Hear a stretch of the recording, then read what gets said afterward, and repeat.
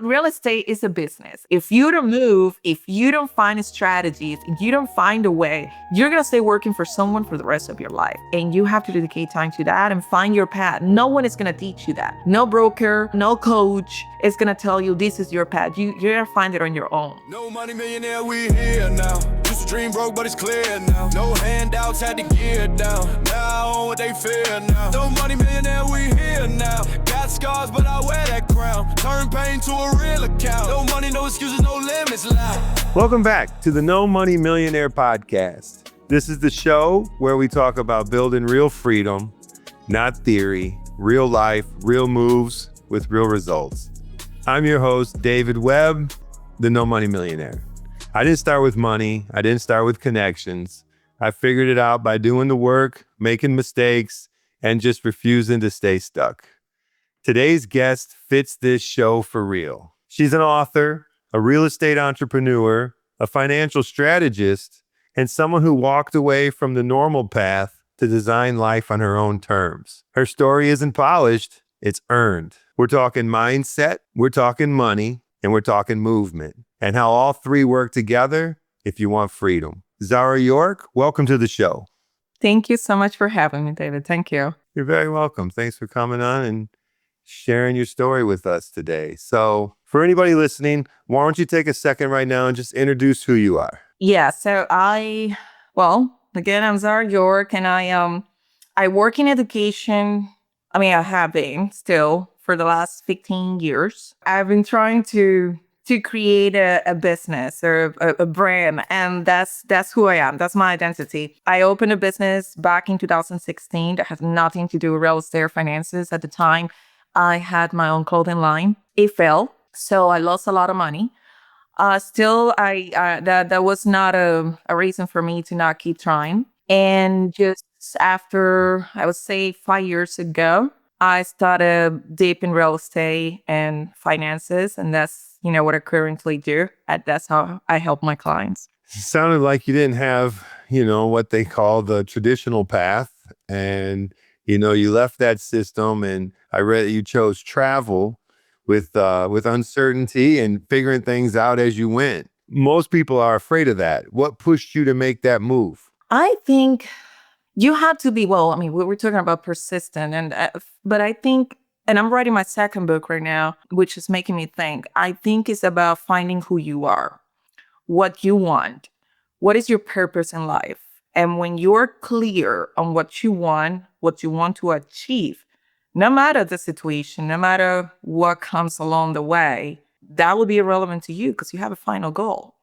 So that's the way I think how my brain has worked through all these years. Nothing was handed to me. I come from a very, not a poor family, but we were middle class. My dad was a musician. I went to private schools. With hard work, my mom tried to do that, and I'm thankful. But that was because of hard work. It was not that we, have the money to do that. So she tried. We did it. And then I emancipated myself when I was 15, and I moved to New York City. So everything that I have built in my life, it has been from the ground up, on my own. It wasn't easy. I've been homeless. I remember being homeless in my 20s. I was driving around New York City trying to find a place where to sleep. So it hasn't been easy. And I think when you encounter yourself in situations like that, you appreciate more. A lot. It depends. You have two options. You have two paths. Either victimize yourself or just find your identity and say, you know what, this is what I want to do, and I'm going to fight for it. It's just simple as that. But the problem is that a lot of people think that everything is just, easy to handle. We complain about the government. We blame it on economy. We just find all the ways possible to blame everybody but us. At the end of the day, it's what you do, because you are the only person that has the capability to say, this is what I want, this is what I don't want. And you're the only one that's going to know how to do it. Everyone is different, and, everyone has different experiences, different lives, and you are the only person that can, choose your path. You're the only, at the end of the day, you're competing with yourself. That's pretty much it. Sure. So on your own at 15 to New York. That was tough. That was tough. That is unimaginable to people. Yes, it's not a common fad. No, it's not something that you hear every day. People don't believe me when I say I left. I mean, I was born in Venezuela. My parents got divorced when I was 14, probably. But I chose to, my dad's family came to the US in late 80s, early 90s. And then I chose to, to come with my dad. My mom stayed there with my brother, and that divorce was very disrupting. And of course, every divorce affects children, especially when they're teens. And I rebelled completely. So that's it. I'm gonna make my own path, and I'm gonna make my own space and my own world, and I'm gonna create it. So I became a builder. I would say so. Yeah, amazing. Well, hats off to you. I moved out when I was 16 and started living on my own. And it was funny because I was still in high school. And when I would miss a day of school, I told them, I said, because they wanted a permission slip, or they wanted excuse, an absence excuse. And I said, well, I don't live with my parents. So they said, okay, that's fine. Cause at this time at 16, it was legal to do so. So they said, well, bring us a utility bill. And so I did. I had a utility bill on in my name, and I brought it to them. And so anytime that I would have an absence, I would just write out the note and just hand it to them because there was nobody else, and they accepted it. So it was kind of funny. Oh, so you understand. So you're kind of like close to It me. It's was. 15, 16 years old. So yeah. I look at kids today, and I see, like 16, and I just couldn't see a 15-year-old today just taking off to New York and just making it happen. I can't see any either. Yeah. I see the new generation. I think that's tough. I think the new generation is very dependent on something. They relied on a lot of support, financial support. Yeah. I think that's pretty difficult nowadays. Sure, definitely. So what do you think that travel has taught you about yourself that you wouldn't have learned by just staying comfortable? When you travel alone, a lot of people don't travel the way, people think about traveling as I'm going to a resort and I'm going to visit places, and I'm going to Paris and let me see the Eiffel Tower. And then for me, after my mom passed in 2012, I started traveling heavily, and I started all over Latin America. And every time I would travel alone, I would meet a whole bunch of people and strangers and connect with cultures and start seeing how people live in different places, their lifestyles. And we'll see, how certain communities live that is totally different, and, of what I had seen or how I grew up. And they were happy. So then that gets you, when you keep experiencing those things, it opens your mind. It doesn't mean that you will change, but I think you start seeing the world from a different perspective, and that makes you evolve. I mean, you start appreciating things more, to gain more empathy, and to be grateful for the things you have, and then not take things for granted. I mean, when I lived in China, I went to a lot of countries in Asia. Just recently, I was in Morocco, and it's crazy how people are in this, these governments that are it's very hard to make it, because opening a business in this country is just a hassle. It's hard to actually save the money. There are not many possibilities. So, for someone in Morocco, when I was there, I remember I was in Morocco for a month, and then I went to France, and I went to Monaco, and all of this was in 1 month. And my friends from Morocco was like, for us, that's impossible. It takes years for us to save money to actually travel like that. So that's when I opened more of my mind. And then I think as I went through those things and seeing that, Americans really don't appreciate what they have. Statistically, the majority of the population in America don't even have a passport. And it's okay. I just think there are so many things out of that bubble, where you live. And there's so much in this world to see that can teach you so much. And when you travel alone like that, not only to see places, but to connect with communities and on a budget, sort of backpacking, you're going to put yourself in situations that is going to be like, you have to figure it out. So if you figure it out in those situations, it kind of gives you that motivation. And then you think to yourself, well, if I really did that, I mean, I can conquer the world. I can do anything. Right. Right. Pretty much. Well, it is impressive for sure. Hmm. It's I didn't travel outside of this country really until I was 50 years old. Wow. But you And I started went, doing it. yeah, yeah. I went to Peru and I loved it, and you're right. What do you learn? I see people are so happy and just, enjoying life, where here we couldn't even imagine it. We just couldn't imagine being happy in some of the situations that I saw people in. And, it was definitely a lot to learn. And I really loved it. I've been back about 3 or 4 times now. And yeah, I just absolutely love it there. It's beautiful. My stepmom is from Peru, so I'm a little, familiar with it. It's a beautiful country. Yeah, nice. I haven't been to Venezuela yet. I have to have that on my list. Oh yeah, I want to go. It's crazy to believe, but I can go there with the situation right now. But hopefully in the future, that's one of my goals. Yeah. So, but you learn an awful lot from travel. You had mentioned something previously about people feeling a victim, victimizing themselves.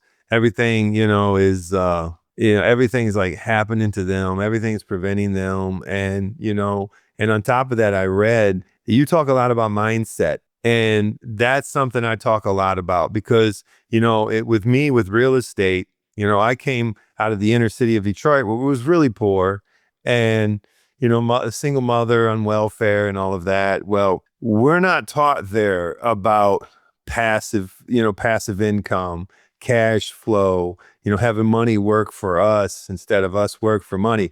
Matter of fact, we're taught the opposite. From where I'm from, you're taught you have to work hard for your money. And, I went most of my life with my own, restrictions that I set on myself just from it's just the limiting beliefs that I had that I could do these things without the set structure. And, somebody had told me one time along the way that, Dave, you could buy a house. And I'm like, no, I can't.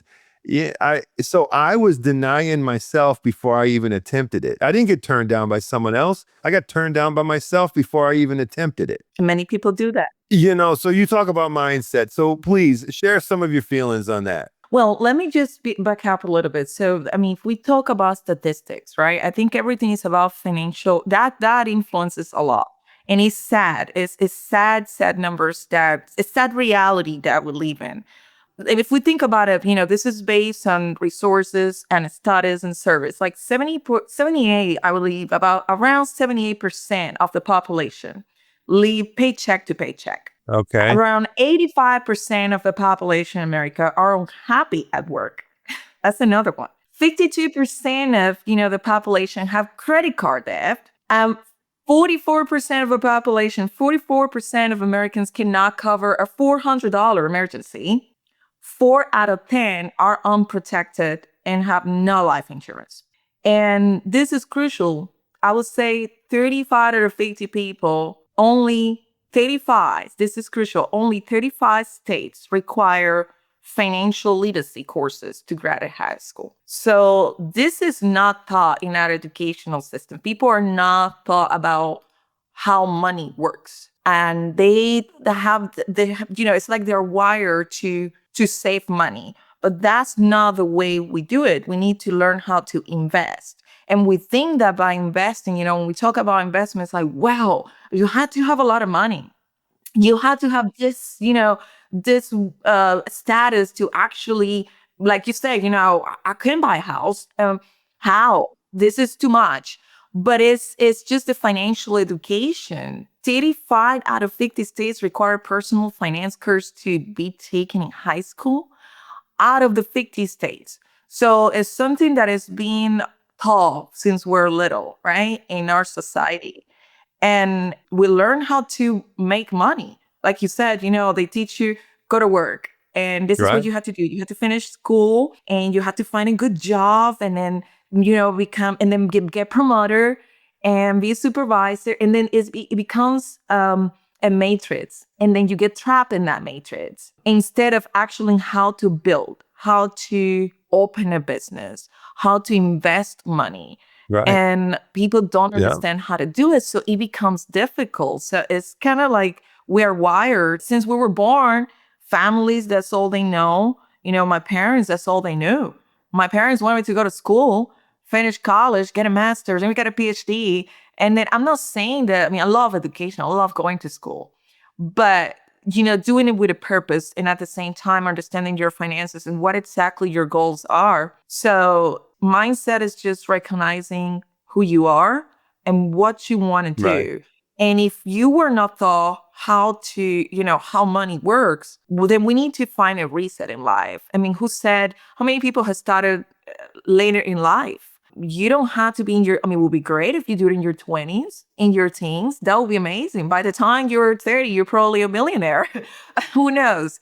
But you can start at any time. The point is that you recognize the problem and identify what you want and where you want to go.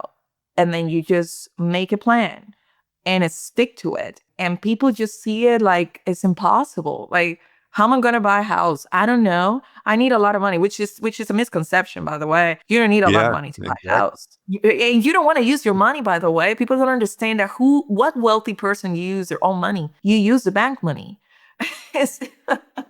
That's the wise thing to do. You don't want to gamble with your money. So it's just how you strategize that. Now, you mentioned that you had to start over before. So what fear stood out when starting over? What fear stood out the loudest to you? No, there is no instructions, no path. You lose everything and it's heartbreaking. And I'm not going to lie, I'm not going to sugarcoat it. Who said life is easy? If someone told you life is easy, I don't know, they live in La La Land because that's not reality. But it's a heavy weight that you feel like, your first question, what am I going to do? Really, what am I going to do? And then and I know it's scary. It's really scary. But when you feel like that, what I have learned, me looking back, it wasn't a failure. It was an opportunity that life gave me to reset and move into the right path. So if I hadn't failed at the time, let's call it a failure because I failed in a business.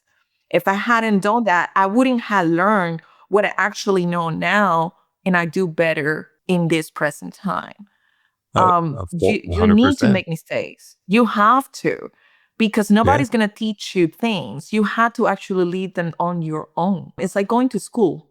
You go to school, you learn the theory and you read books, but actually if you think about it, after, you go to law school, you finish all of that, pass your bar exam, and then now you get your first case. You're not even ready. You're not even close to be ready because life is not a theory. Life is just a whole bunch of complex situations that you have to figure it out. And that's what we need to keep in mind every time that, something doesn't go our way. It doesn't mean that's the only way. That's the way I see it. Yeah, I say, I read it, somewhere, and I think it goes to Thomas Edison. He said, I never failed. I just learned 10,000 ways how it didn't work. And, that was with me and my path with real estate. I just kept trying to get real estate however I could, not knowing what to buy, how to buy it, what to do with it. And I made tremendous mistakes, and I finally learned how to do it, and I do it right. And but it took 20 years or so of not knowing what to do, but just steady going out there and trying it. But, a lot of people are afraid of taking that action. And I did a video a while back, and it said, you can read the books, you can watch the videos, you can take courses, but if you don't take action, none of it matters. And, it's that first step, because the second, third, and fourth, they're way easier than the first one. It's that first step. So what do you think kept you moving, or, going through what you did, and the ability, to be able to continue moving forward? Your goal. But I think in order for you to have a goal, you have to find your identity really seriously. mean, the majority of people don't even know what they want. They just go, living life, even getting in relationships due to circumstances, finding a job just because they need to pay bills, and it's understandable. But what do you want? And until you don't know what you want, I mean, some people really want to be speakers and then coach others. Some people want to actually become, very pro investors. That's what they're good at. Some people love music and that's what they want to do. And once you have that clear, then you can have a goal. And then you fall in love so much with that goal. And it's like you cannot imagine your life without it, without reaching that point. Once you have that, that's what's going to keep you motivated, because you rather live life, keep trying and getting close to that goal than just forget about it. You cannot bear that fact. It just, your life becomes so empty and sad just thinking, no, I'm just going to leave it on the side. Mine came because, I finally started thinking about my retirement, and I mean, sure, it was still years ahead, but it was, a foreseeable short term ahead. And I'm like, well, I don't have anything set for retirement. I mean, what am I going to do? I'm just going to, I worked hard my whole life. I'm going to get on this fixed income and then have to budget, and I know people that's on fixed incomes and the way that their life is. And I was faced with that. And so that really gave me my focus. That gave me my goal. That gave me everything. I finally had it, because before I just wanted money. I didn't know why.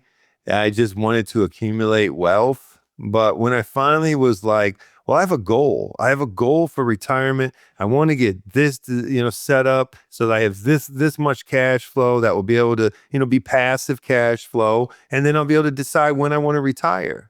And so since I've had that goal, it's really changed my path. Because you have a set, and now you can create a plan and follow that to the T. So, but you have to really understand what you want and be, have that clarity. Without clarity, there's no way to move forward. It's going to be very choppy. It's going to be messy. And you're going to fall into traps like, okay, I'm just doing this, but I drop it. Then you start, you fall in that trap, how people go and then try something, get a job. And no, this is not what I want. I'm going to move to another thing. And then it becomes a cycle. And at the end of the day, then you think about it, well, I haven't achieved anything. I don't have anything. 100%.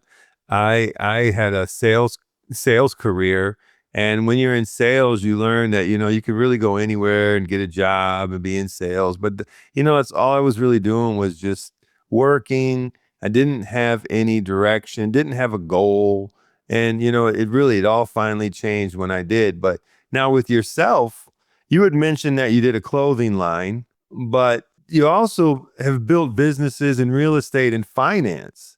So how'd you make that shift? Well, I have always been an investor and very organized with my finances. Personally, for me, I have been, personally, I have invested. Actually, one of my best years was during the pandemic, because I was at home and I wasn't going to the office. And I was like, I need to do something because I'm getting bored. So I started trading that year and learn more about trading stocks. And I didn't become a pro, but I think I still need to learn. But it was something that it wasn't me. And then I have always invested in crypto. So I diversified my portfolio. And then when I moved because in New York City, buying property, you might know, everyone knows New York City is expensive. So it was really difficult for me to buy the apartment I wanted. The apartment I wanted was like not even 900 square feet, and it was over $1 million. So my dad, lived in Tennessee, and then at the time I was married, and my ex-husband proposed, why we don't buy a house in the South. It might be a way to actually invest if this is what you want to do. It was a good call. And then we moved here, and I bought my house in less than a month, and I have, spacious. It was just a lot of space in my house, 2-story house, 2 bedroom. Something that is almost impossible in New York City if you want a house like that. And it was very easy. And I was like, wait a minute. So what about if I start investing in real estate here? But I want to avoid, because I always handle things myself. And I want to avoid all the middleman people. And I was like, you know what? I'm just going to be a realtor. And let's just do it like that. I just get licensed. And I became licensed. And then I started just, getting clients. That's how I started working. But then the problem was when you start in real estate, people think this is why a lot of realtors fail, because they don't get clients. And the thing is, like, in real estate is a business. Is it like any other business? Anything that is, that you are 1099, that's your business. If you don't move, if you don't find strategies, if you don't find a way, you're going to stay working for someone for the rest of your life. If you think that getting into real estate, everything is going to be easy. Oh yeah, I'm going to do it because I see other people doing it. I mean, it's a business and you have to dedicate time to that and find your path. No one is going to teach you that. No broker, no coach is going to tell you this is your path. You're going to find it on your own. So what I found is, like, when you start as a realtor, of course, you're going to start with a lot of buyers. What happens with the majority of people in this country that we already mentioned? They don't have an idea how money works. So they're broke. And how they're going to get money to buy a house? Well, they need a loan. But then when they go through the lending process, these people are stressed. They don't know what to do. They're totally lost. And I was like, and I'm losing all these clients. I'm losing all these people because what you want me to do if you're not pre-approved? Either you had cash or you were pre-approved by bank. How are you going to get pre-approved if your finances are a total disaster? So that's when I got it. I've been doing my finances all my life. I mean, what about I don't lose clients? I start helping them with their finances. And that's when I got licensed and life insurances and annuities. And this is going to be a way for me to keep my clients. So I approached it as it went. And it has worked pretty well. I mean, the majority of the clients that I have in real estate is because they have been my clients in finances. They have opened life insurance, they have opened an annuity, and they're investing. And some of them, I had clients that actually opened. I had a client that opened an IUL, and year later, save enough money. Invested enough in the IUL and use that money from the cash value to actually buy the house. So that's how it started. Yeah. Sure. InvestorFy, the #1 lending source for first-time and early-stage investors. Just learned how to find your first deal? Let's get it funded. InvestorFy, the only No Money Millionaire certified lender. Find us at InvestorFy Lending or visit our website at InvestorFyLending.com. InvestorFy, turning new investors into trained professionals. What are you waiting for? Schedule your free review today. Well, you had mentioned briefly about having the belief that you have to have a lot of money to be able to buy real estate. And you said you don't really have to, and that's my whole premise of my show. Everything I do, I buy real estate without using any of my money. And so, a lot of listeners, though, still think that real estate's complicated. It's only for people with cash. And so what do you tell people that you're working with that feel behind financially or stuck and just, want to get out of the rat race? I think finding the right person that guides you, because this happens a lot. Unfortunately, the lenders that we have, in the real estate industry, the majority of them, do not rely on one person. If that person is not giving you the right path, if you feel that person is just, because it happened to me. I've been in situations where I seek for help and the person didn't give me solutions. It put me, back to square zero. Like, what am I doing? So, and then people get so disappointed by that and they say, well, I can do it. But think about that's only one person you're talking to. Just have someone else give you an opinion, because that person probably was not knowledgeable enough to help your situation. Everybody is different. And getting a loan from a bank, it's a hassle if you're not organized with your finances. That's number one. Sure. Because it's easy to actually get pre-approved by a bank. It's just that you're a disaster. Literally, where are your tax returns? How much did you make 2 years ago? Where are your pay stubs? How many bank accounts do you have? Where are you putting your money? All of those things. So first is just finding, don't rely on one person only. There are very few people in the real estate market that are actually knowledgeable. Unfortunately, you find lenders that they're new or they don't know. They don't find loops because believe me, there are loops for everything. For everything. It's, think of attorneys. When attorney is going to represent you, he's going to find all the loops possible way for you to walk out. So same thing happens with lenders. Everyone is different. Everyone has a different financial situation. So do not rely on one lender only. If you're a buyer that's trying to buy a house in a traditional way, that helps a lot. And don't rely on, on one realtor only. A lot of the realtors, first of all, they don't even own a house. They are not knowledgeable enough. They only sell houses. I always tell people, I'm not a realtor. I solve problems. This is what I do. My job is to solve a problem. I don't sell houses because reality is true. And the majority of realtors, what they do is they just push. Yes, buy the house, buy the house, buy the house. But wait a minute, this is the time for you to buy a house? Where are your finances situation right now? What's the exit strategy to when you buy a house? So this is what happens to people, but I'm going to buy a house because if I rent, I'm just throwing my money away, which is true. But think about it. When you get a loan and you buy a house, you find these people that get into this 30-year loan paying, with monthly payment that they cannot even afford because the bank approved them and they gave them the money. But what's the exit strategy now? What are you going to do? Are you going to stay 30 years paying for the house? Or are you going to rent it out? Did you do research about the neighborhood where you bought the house? What was the expectation? How long were you going to live there? Were you going to live there for 2 years and see if you could refinance?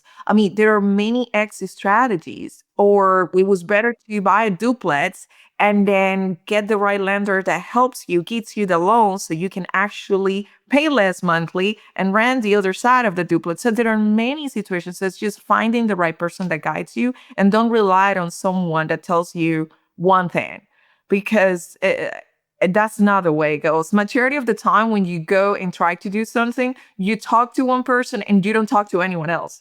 But that person, and then find the right person. We think, but my brother told me, but my sister told me, but my stepfather did this and told me that. We get advice from the wrong people so many times instead of actually going to the person that we need to go. Sure, definitely. I was asked this about, I tell people, stop staying stuck. You don't have to live paycheck to paycheck. And I'm trying to help people overcome, a lot of their limiting beliefs that even myself, that I had to overcome. But I had somebody say to me, so are you suggesting I should just quit my job and just try to do this, And so, no, everyone, they should not quit their job tomorrow. And, and it's not realistic to say you're just going to travel the world full time. And, we both know that it's not the path.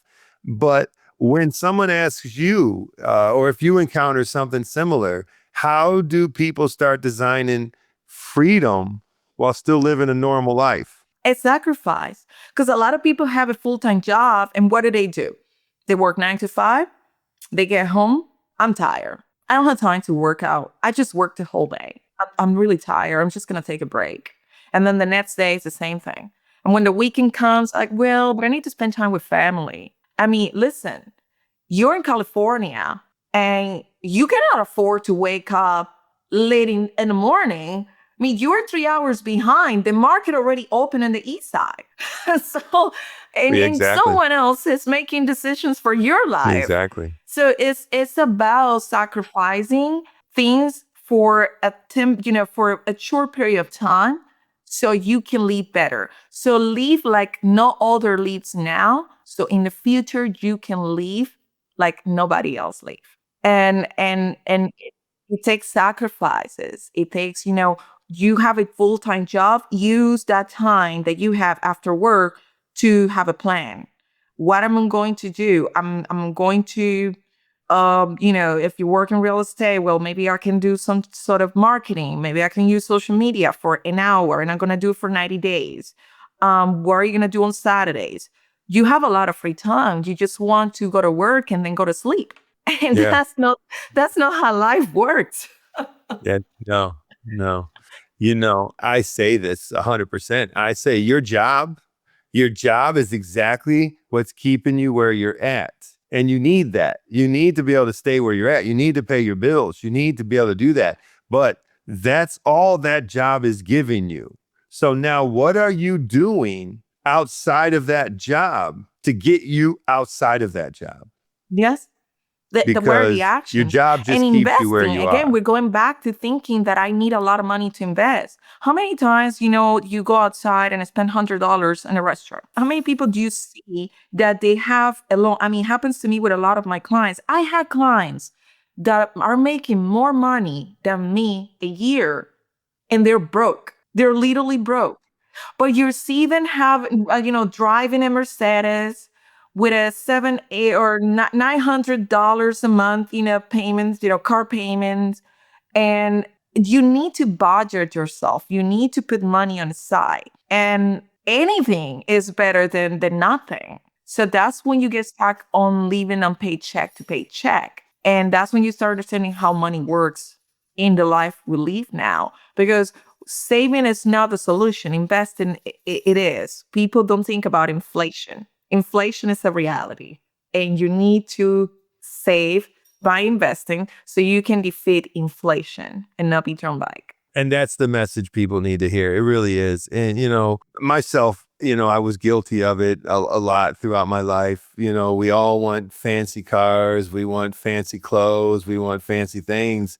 And we get in the habit of trying to save what's left after spending. And, you got to learn, you got to discipline, you got to budget, like you've mentioned, you got to save and then spend what's left after saving. Most of us have it backwards. So what habits do you see that really keep people stuck the longest? Financial disorganizations, not tracking where your money goes and come. When you ask somebody, how much money did you spend this week? And they don't have an answer for that. That's a problem. You need to know what's happening with your money, what comes out, what comes in. And until you don't set that strict rule in your life, it's just going to keep you broke for the rest of your life. You need to understand what you are using. Where is the money going? This is the question that I ask my clients in finances when they have the first meeting with me. Where is your money going? And they have no answer for that. I don't know. I really don't know. Right? I just don't have enough. Because they're just blowing it off, thinking that, Exactly. money just grows on trees. Yeah. Yeah, definitely. I had mentioned that I had a sales, career. That's what I did. I was a fully commissioned sales rep for, most of my working, career. And I had broken it down one time where I figured out what exactly are all my monthly bills. What do I have? What's my utilities? What's my rent? What's my, my car payments? What's my insurance? What is absolutely everything? How much am I spending on food? Absolutely everything for that month. And I broke it down by day. And I knew the moment I woke up and opened my eyes, what that just cost me that day. And so I knew how much money, because as a commissioned salesperson, I was always out to try to sell something that day, because I knew today, let's say my thing was $3,000 a month. Well, I just woke up, today cost me $100. And so I knew I had to get out there and earn more than that to not be going in the hole, because I knew what it cost me every day just to wake up. Yes. And it's not about, this is something that I always say. It's not about how much money you make. It's about how you budget your money. There could be one person making $40,000 a year, just for, sake of making it simple, and another person making $100,000 a year. And that person that's making $40,000 a year has more money than the person that's making $100,000 a year. It's about budgeting your finances. What you say is true. And that's part of that whole, the millionaire mind and millionaire next door. It comes down, it never came down to how much money people made. It really came down to how much money people saved. and budgeted and all of that. And so, what I've found going back to taking action and saving and budgeting, we get comfortable and people get in their comfort zone and they don't want to get uncomfortable. But I tell people all the time, comfort costs you more than the risk, in the long run. So comfort costs you the most. You have to get comfortable being uncomfortable. But as I say, it takes sacrifice. And you have to be willing to make some sacrifices, not forever, but for a certain amount of time to live the life you want. I mean, it's easy just to, I know a lot of people that stay in one job for 50 years, 40 years, working in the same position, the same company, and thinking that, well, I'm going to get my Social Security. I am going to get whatever I have in my 401k, and we'll see how it goes. Unfortunately, Social Security is not all you have, because even the Social Security page, if you go online and you see it right there, it says clearly that Social Security is not the only source for retirement. You're going to need more than that. You will need other savings, investment, pensions, and we don't even know if we're going to have that Social Security when we actually retire. So that's something that you need to start thinking. People don't understand. And this is something they like when, it's funny when I know a lot of my clients and I ask them, have you seen someone when you start working that I actually explain to you how the 401k works and how much money is making for you? Nobody understands 401ks. Ask the average of people. I don't know. I just know I'm just putting money in something. I don't know. I don't even know how much I have. Wake up. You should know what people are doing with your money. It's your money. You're working it. So if no one at work explains that to you, find a person that can explain it to you and then help you diversify that. And you cannot rely on 401ks forever. 401ks and 403bs is a good way to for the first years of work they're very important and you should have it. But they go with the market. If the market goes down, you lose your money. It's just, that's the way it's going to be. So there are many other ways for you to have things that are, outside of your employer, that are not tied to your employer. You should have an annuity. You should have some sort of, life insurance that have a cash value for you, for your savings. So when you're on vacation, when you want to buy a house, when you want to buy a car, then you have all those things there. And it's not savings, it's investing. You're putting certain amount of money there, and then in a year you have more money. And the idea is to pay taxes on the seed, not the harvest. A lot of people, don't understand taxes and how they're paid. They think tax-free is just a magical thing. Tax-free is just not that you never pay taxes, but would you rather pay taxes on $20,000 or $10,000? So the idea is to pay taxes on what you put in, not what you take out. And all those things are just discussed with someone that actually guides you. But people just, again, they ask the wrong person, they get comfortable, and then they just go by what the neighbor says, what the uncle says, and then that's all I know. I think it's being afraid. I'm going back to what you mentioned before. Change is not easy. Change is the most challenging and difficult experience that you could ever have. Change is tough. It definitely is. I talk about on my show, I know people that know me personally and know where I've came from, and people that knows me from when I was young, knows exactly where I started.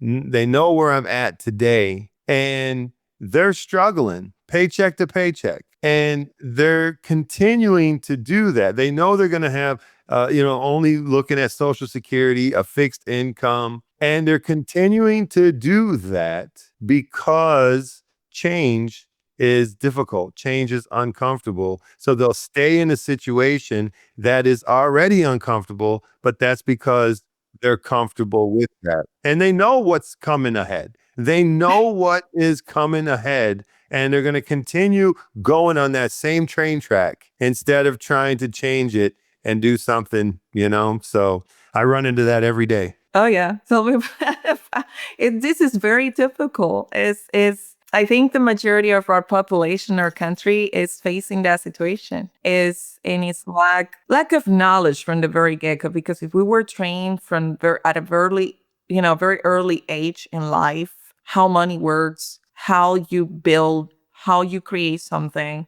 then probably the situation will be different. But unfortunately, our educational system is not designed that way. Absolutely not. Absolutely. Now, with yourself, you blend business and travel and your personal growth.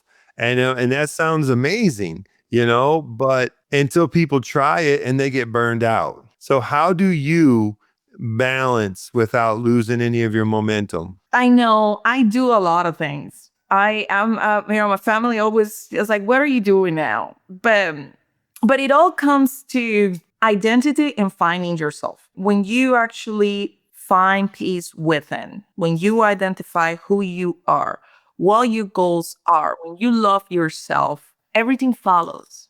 Wealth, relationships, all of that will come along. We rely so much on, as I mentioned from the very beginning, we blame the government about our finances. We blame the economy, the market.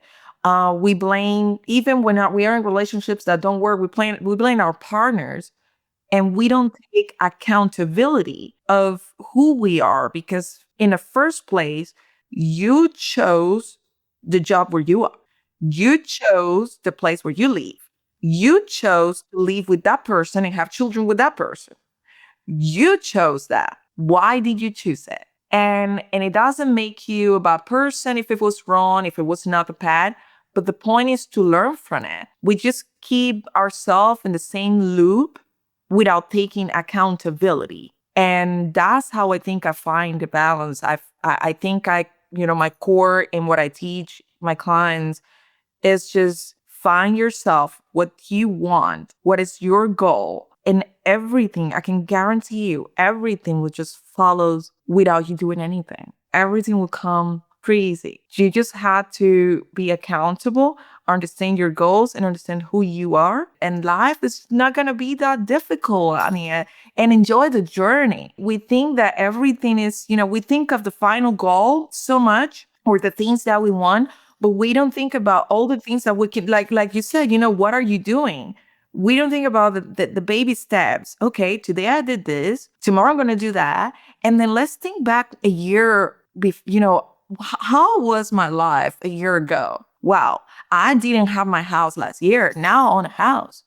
So we think so much in the future, we forget about the present and who we are ourselves. And we don't think about those baby steps and those actions that we can take and enjoy them. So eventually you can reach the goal that you actually want. Exactly. That's great advice. And, that applies whether you're broke or you're already successful. I think it doesn't matter how much you achieve. You always have goals. I think life without goals are empty. Someone that doesn't have a path or somewhere to go is empty. You need some sort of motivation in your life. You need something that expresses who you are. Look at these famous people. Look at this old, successful entrepreneurs. And they are not just sitting right there doing nothing. They still have goals. They still have something to do. Elon Musk is one of my favorite ones. That guy's just doing something new all the time. He doesn't have to.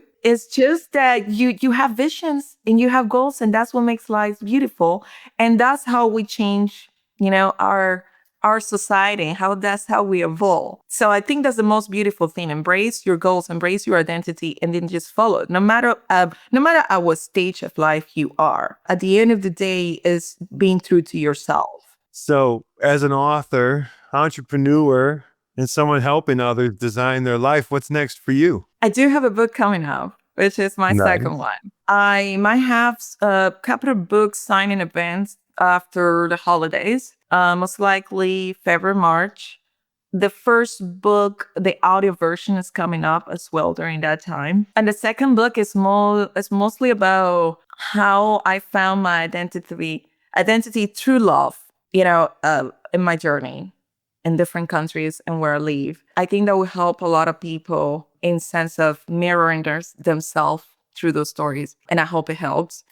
And also, well, I do keep going with, with what I do. I work in finances and I do real estate in Tennessee, in Middle Tennessee. That's my day to day.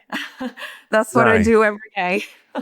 nice, And nice. I enjoy, I mean, I welcome anyone that, needs guidance on that because I think people need it. And I'm more than happy to provide it. It's my pleasure to do that. Everything you said today really aligned with with the show, with myself, with a lot of my own journey. And so, it's been amazing. It really aligned with everything we talk about on the show. So, building freedom that actually lasts and you can enjoy while you're doing it. And so before we wrap up, why don't you take a moment, let people know where they can find you, your books, resources, social, anything you want them to check out. Yeah, I mean, I'm a very public person. I mean, I think if someone Googles my name, they will find me right there on top of the book. But my phone number is pretty, it's open. It's a business number. They can reach out to me there, leave a voicemail or text me. We take text as well. So 646-667-6881. And you can email me or anyone can email me at my first name, which is Zhara York, York at ilnagency.com. And of course, if I don't reply immediately, doesn't mean I'm ignoring messages because we get tons of them, but I always try to, answer messages within a day or two. And I'm open to feedback. I'm open to, if they're seeking advice, I'm open to any consultations. I just enjoy talking to people. Even if they don't become my clients, I really enjoy it. So, so they're more than welcome to reach out to me. Awesome. I'll put all those links and all your information in the show notes so people can, can dive deeper and get more information. Zara, I really appreciate you coming on and sharing with us, your information, your expertise and stuff. So thank you. I love the conversation. It was a great conversation. Thank you. No, thank you, David. I appreciate it. I mean, it was amazing. It was an honor to be here and talking to you. I really enjoy it. Thank you. And for everyone listening, if this episode hits you, don't just listen. Actually do something with it. That's how change happens. So I'll see everybody on the next episode of the No Money Millionaire Podcast. Thank you. No money millionaire.